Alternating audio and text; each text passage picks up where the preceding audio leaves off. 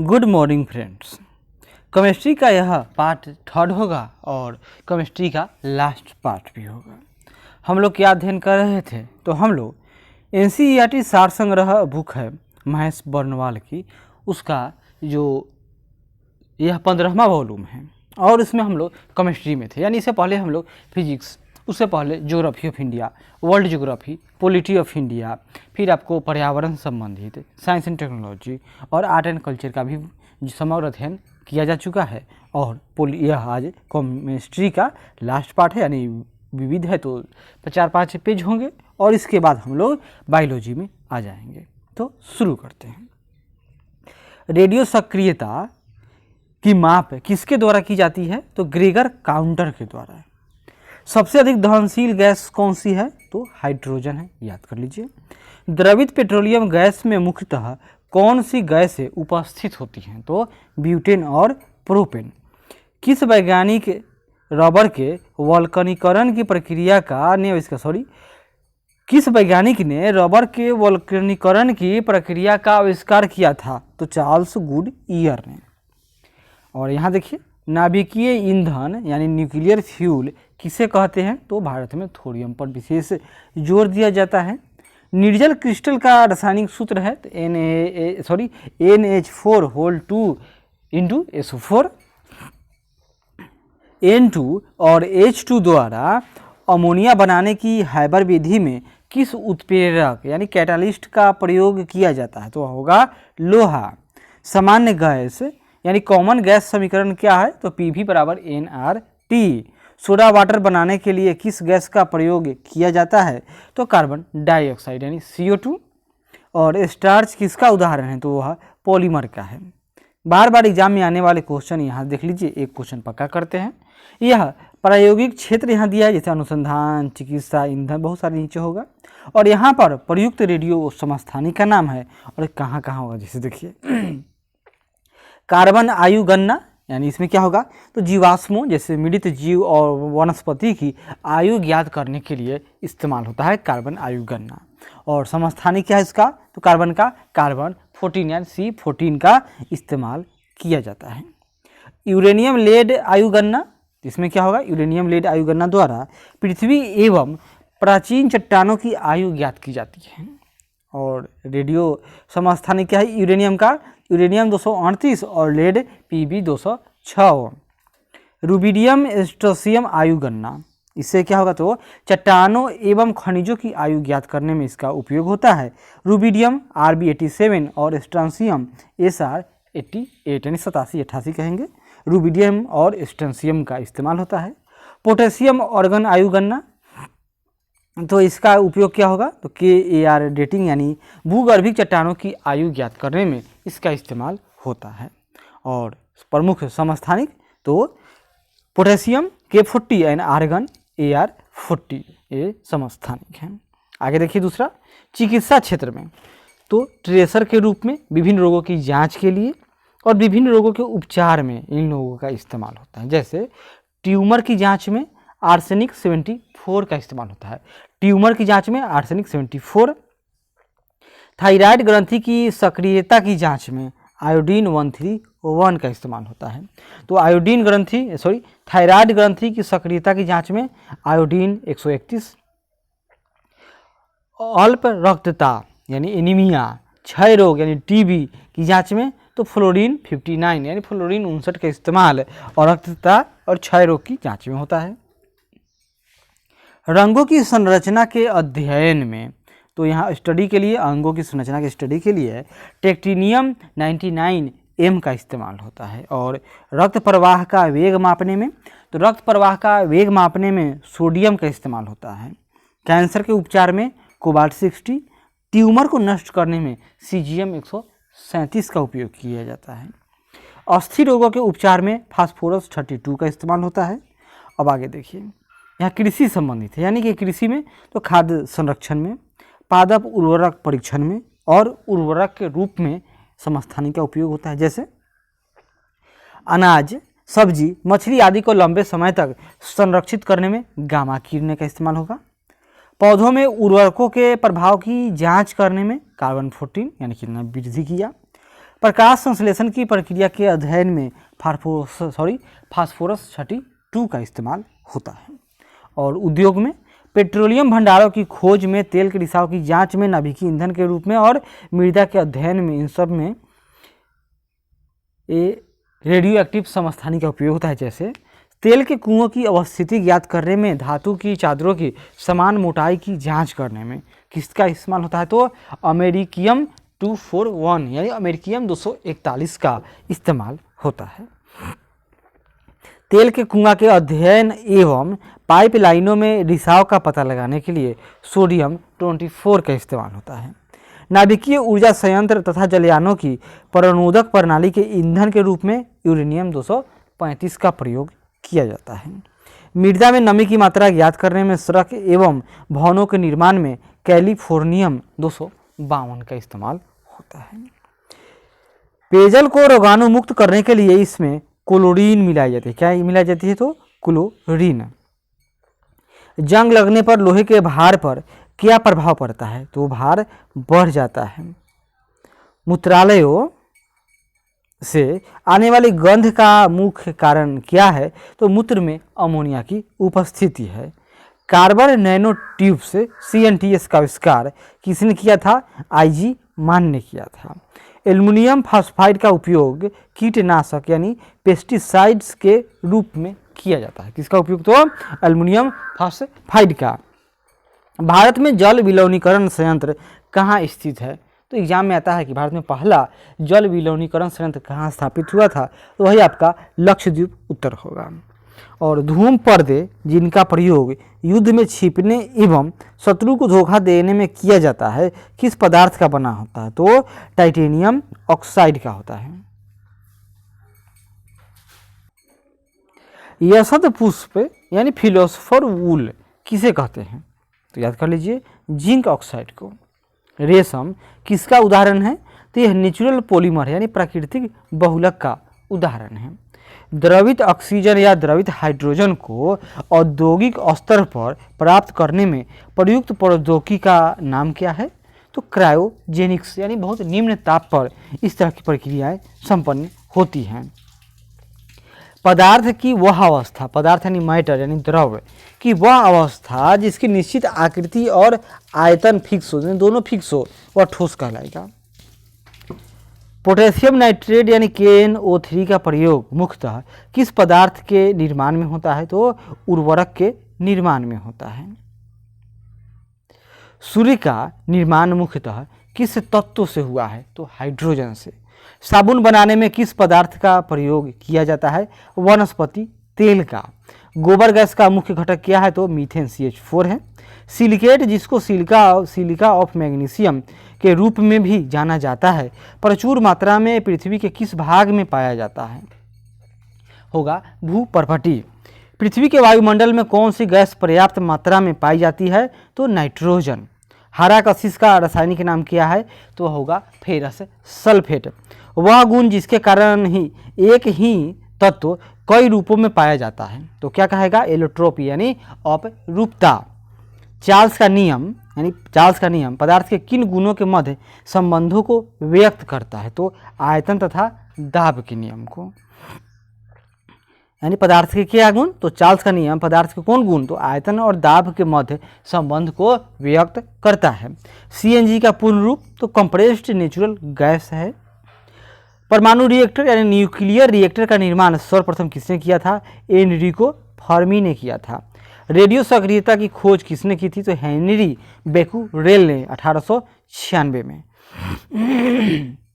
यहाँ देखिए कुछ महत्वपूर्ण बहुलक है और उनका उपयोग। पहला बहुलक नायलॉन 6 उपयोग, रेसे, प्लास्टिक, टायर, रस्सी बनाने में नायलॉन का उपयोग होता है। फिर आगे देखिए नायलॉन 66 इसका उपयोग ब्रश, संश्लेषित रेसे, पैराशूट, रस्सी तथा दरी बनाने में होता है।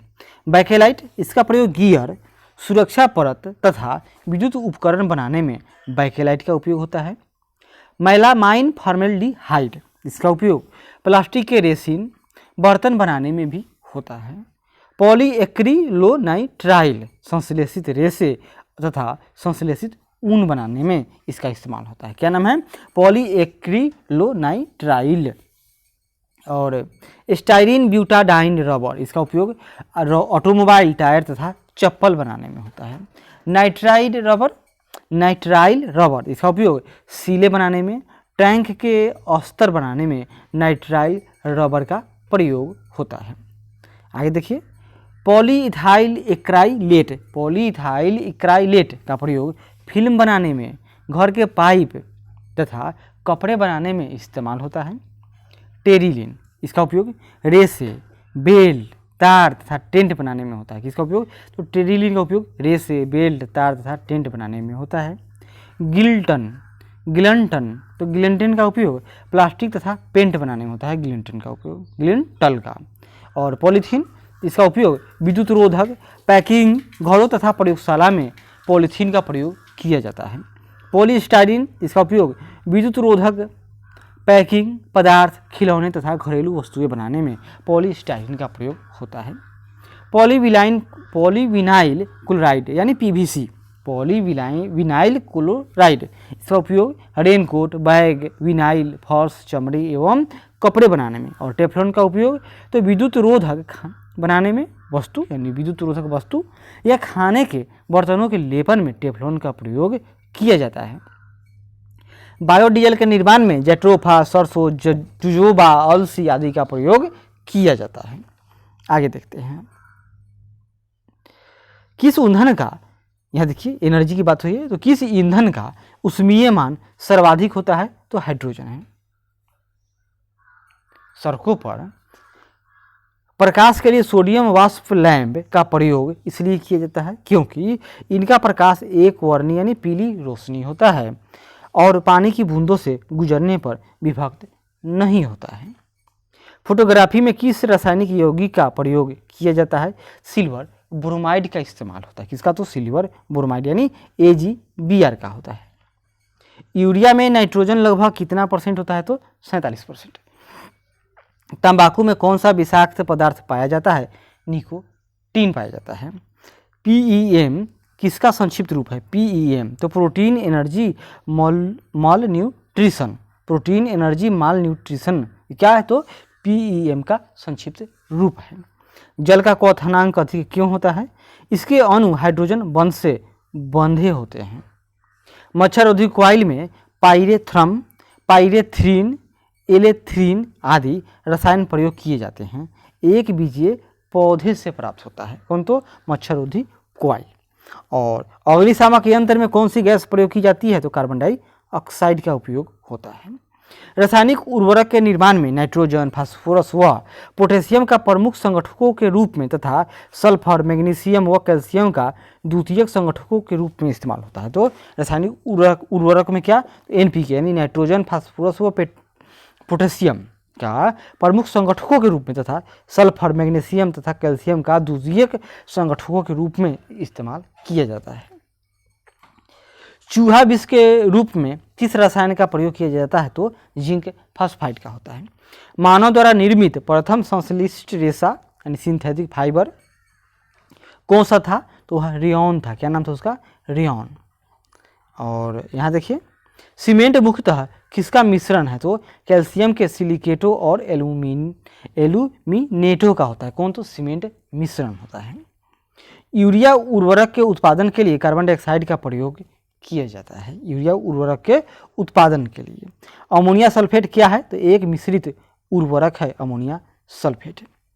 पसीना रोधी उत्पादों में सामान्यतः कौन सा रसायन उर्वरक होता है?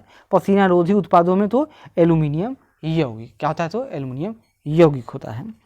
मानव अस्थियों में सर्वाधिक मात्रा में कौन सा लवण पाया जाता है? तो कैल्शियम फास्फेट। तो मानव अस्थियों में सर्वाधिक मात्रा में कौन सा लवण? तो कैल्शियम फास्फेट पाया जाता है। जेली के निर्माण हेतु कौन सा फल सर्वाधिक उपयुक्त है? अमरूद है। संयुक्त राष्ट्र ने वर्ष 2011 को किस रूप में मनाए जाने का निर्णय लिया था? अंतर्राष्ट्रीय रसायन विज्ञान वर्ष। यहाँ देखिए, पादपों यानी प्लांट की वृद्धि हेतु आवश्यक पोषक तत्व। तो पहला सबसे क्या है? यहाँ देखिए, नाम देख लेते हैं। Hydrogen, calcium, oxygen, manganese, nitrogen, carbon, phosphorus, potassium, zinc, magnesium, sulphur, iron, copper, boron, molybdenum व क्लोरीन। यह सब क्या है? तो माइक्रो न्यूट्रिएंट्स हैं। साबुन निर्माण की विधि को क्या कहते हैं? साबुनीकरण। और वायु का अकार्बनीय गैसीय प्रदूषण कौन सा है? तो हाइड्रोजन सल्फाइड है। डीजल की गुणवत्ता किसके द्वारा प्रदर्शित की जाती है? तो C10। और पेट्रोल की तो ऑक्टेन संख्या के द्वारा। कांच को रंग प्रदान करने वाले पदार्थ, तो देखिए यहाँ पर रंग प्रदान करने वाले पदार्थ व कांच का रंग। पोटेशियम डाइक्रोमेट, इससे क्या होगा? हरा और हरा पीला कांच बनेगा पोटेशियम डाइक्रोमेट के मिलाने से। क्यूप्रस लवण, तो इससे लाल रंग का शीशा बनेगा कांच। कैडमियम सल्फाइड, तो इससे नींबू जैसा पीला हो जाएगा। कार्बन से कहुआ रंग का होगा। और कोबाल्ट ऑक्साइड से गहरा नीला रंग प्राप्त करेगा। सोडियम क्रोमेट या फेरस ऑक्साइड से कांच हरा रंग का होता है। सोडियम क्रोमेट या फेरस ऑक्साइड से। और यहाँ देखिए सिलोनियम ऑक्साइड से नारंगी लाल होता है कांच। क्या ना होगा? सिलोनियम ऑक्साइड से नारंगी लाल। फेरिक लवण या सोडियम यूरेनेट से प्रदीप्तशील पीला रंग का होता है कांच। व गोल्ड क्लोराइड या पर्पिल ऑफ कॉसियस से रूबी जैसा लाल रंग का कांच होता है। क्यूप्रस ऑक्साइड, कैडमियम सल्फाइड, इससे चटक लाल प्राप्त होता है। कौन? तो कांच। क्यूप्रिक लवण, इससे पीकॉक नीला रंग का कांच हो जाता है। और भूपर्पटी में सर्वाधिक मात्रा में ऑक्सीजन है 46.86% और सिलिकॉन 27.272% है। और यहाँ देखिए प्रमुख थर्मोप्लास्टिक और उसके उपयोग, तो पॉलीथीन या पॉलीएथिलीन याद कीजिए, पॉलीथीन या पॉलीएथिलीन कहिए इनको। और इनका उपयोग पाइप, कुर्सी, मेज, थैले, बोतल, खिलौने आदि के निर्माण में होता है। पॉलीविनाइल क्लोराइड, इसका उपयोग जलापूर्ति के पाइप, बैग, खिलौने, रक्त रखने वाले बैग आदि के निर्माण में होता है। पॉलीस्टाइरीन यानी स्टाइरीन, इसका उपयोग खाना बनाने वाले कंटेनर, खाने की प्लेटों, CD केस, रेडियो एवं टीवी के कैबिनेट आदि के निर्माण में पॉलीस्टाइरीन या स्टाइरीन का उपयोग होता है। ल्यूसाइट, एक्रिलिक ग्लास या इसको एक्रिलाइट कहिए, इसका उपयोग कांच के स्थान पर प्रयोग होता है और कॉन्ट्रेक्स्ट लेंस के निर्माण में भी इसका उपयोग होता है। टेफ्लॉन, यह नॉन स्टिक बर्तनों, गैस्केट आदि के निर्माण में इसका उपयोग होता है। किसका? तो टेफ्लॉन का।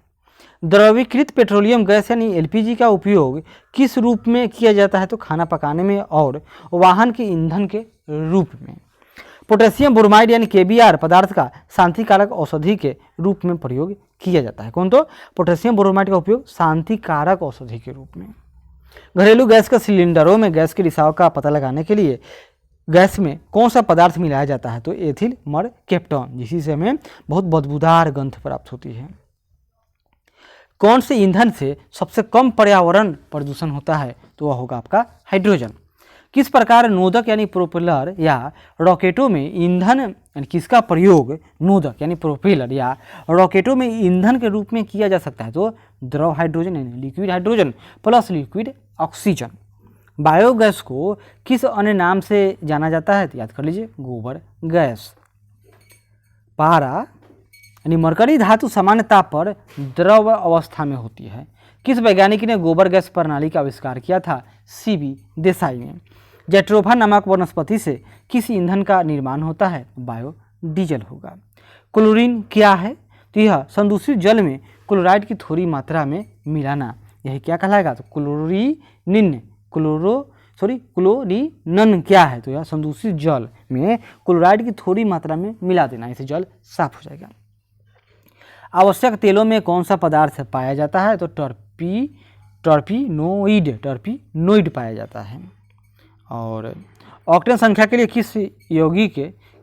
किस यौगिक का मान न्यूनतम होता है? तो N हेप्टेन का। और मिट्टी के तेल के क्वथनांक को 150 डिग्री C से 300 डिग्री C ताप परिसर द्वारा दर्शाया जाता है।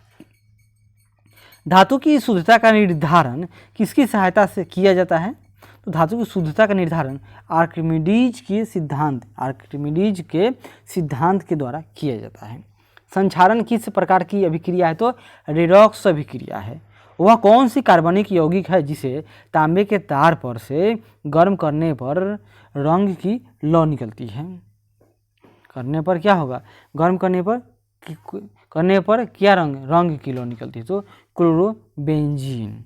किस रंग की? ये नीले रहा होगा। किस परमाणु के लिए प्लम पुडिंग मॉडल किसके द्वारा प्रस्तुत किया गया था? तो अर्नेस्ट रदरफोर्ड के द्वारा।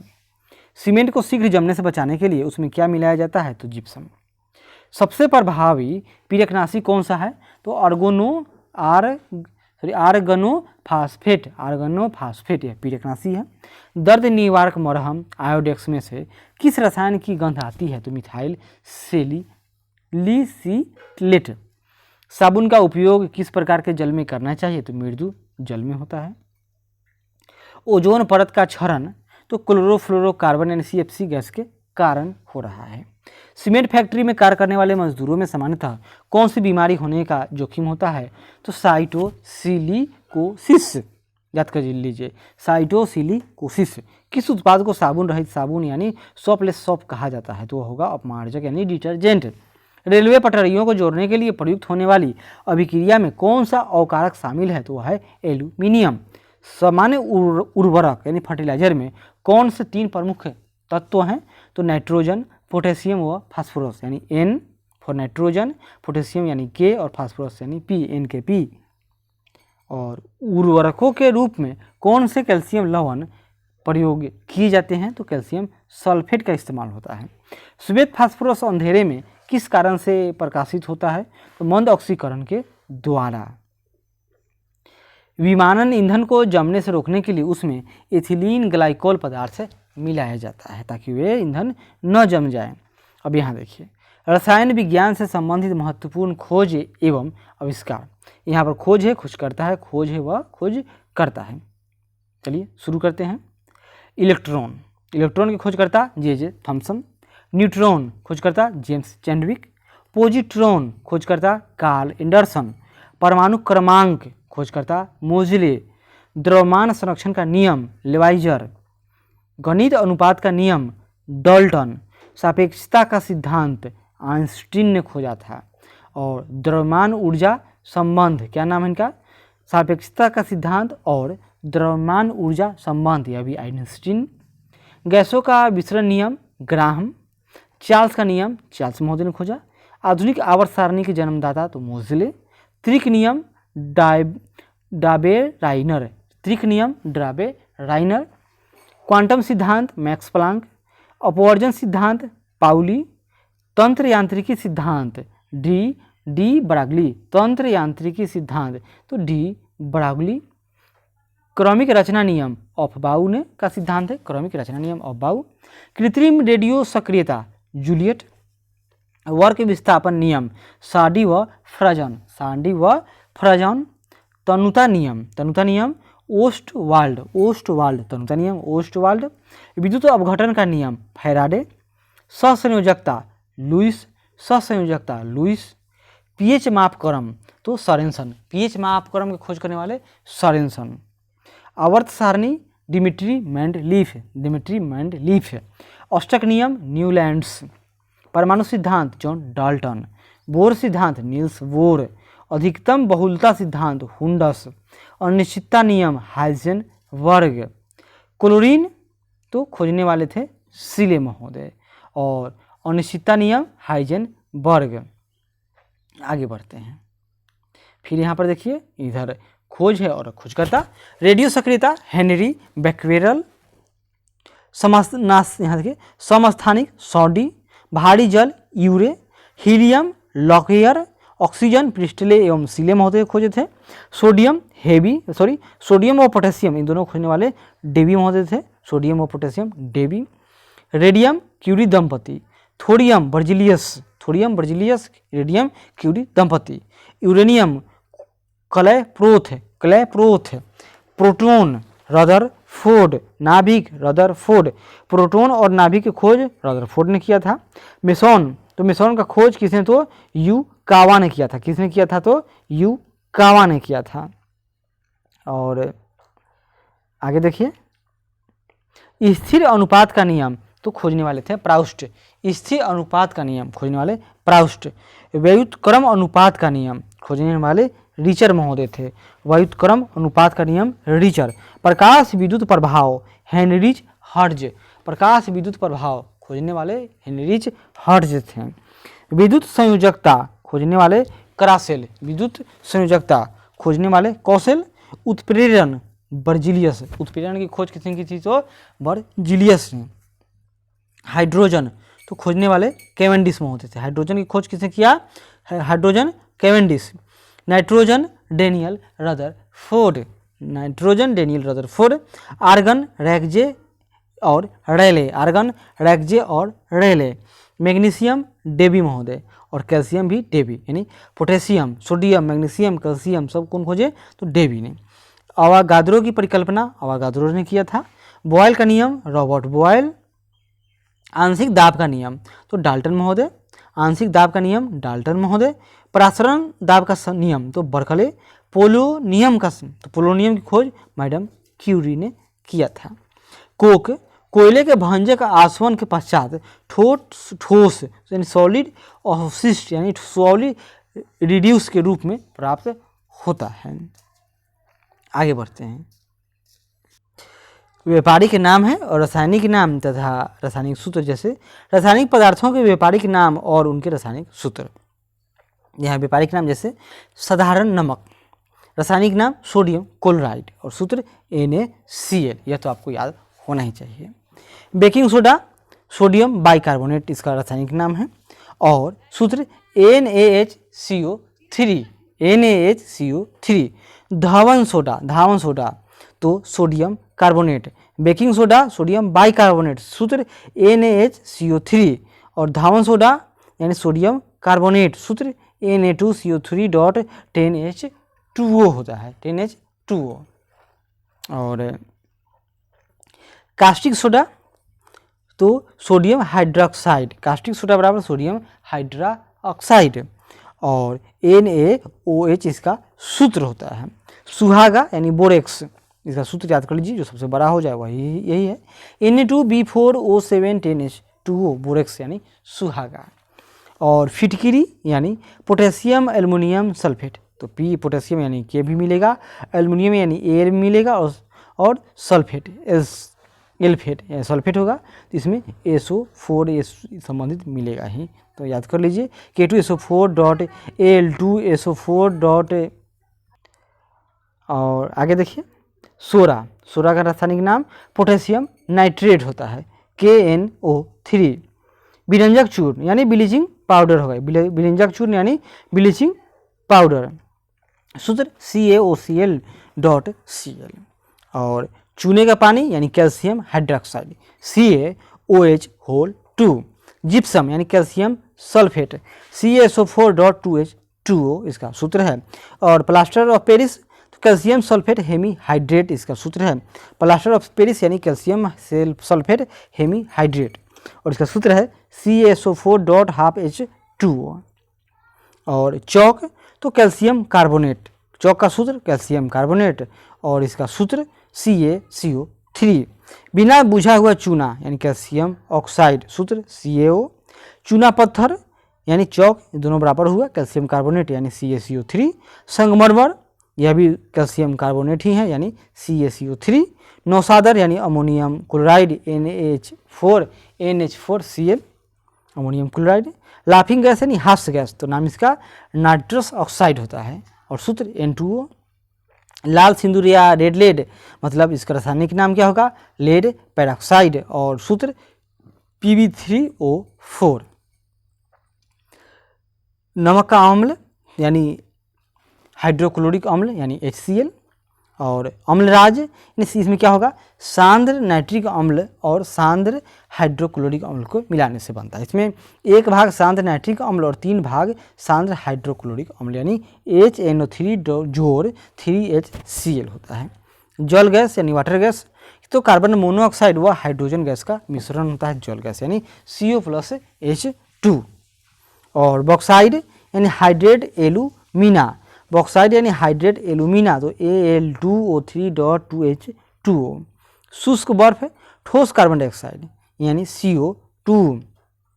मैग्नीशिया, तो मैग्नीशियम ऑक्साइड इसका रासायनिक नाम है, सूत्र MgO।